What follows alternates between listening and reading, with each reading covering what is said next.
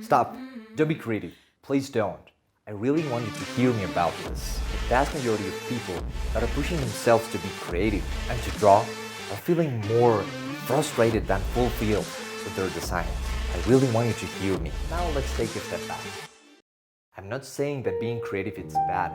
What I'm saying is that creativity without the fundamental knowledge or forcing yourself while you're oblivious of its principles is pointless, and it'll be more frustrating than anything to you. What that means is that long before starting to create, what you really want to work on is in making sure you're applying all the principles and the fundamental knowledge. We have worked in the entertainment industry alongside Disney, Universal, El Montreal, Wellington Agency, and here's what we found. In only 3 years, we can make massive change in our students.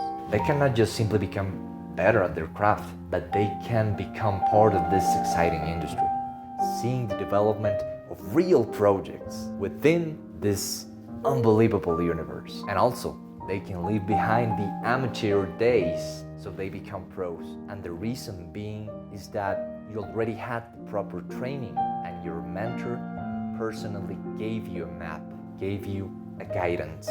Think about it. It is extremely time-consuming and expensive to do this without a proper guide, and most of the online courses, sadly, are more manipulation pieces than instructive ones. You'll probably feel overwhelmed in a sea of uncertainty, so what we want to do for you is to make sure you're so well trained and aware that you will be prepared with the best tools at hand. And that is the moment to express your creativity. What is fascinating is that by doing so, after studying all the fundamental, all the core knowledge, you want to be even more creative. It's as if you learn how to write. You know all the grammar, so you don't have to push yourself. You'll truly become a poet.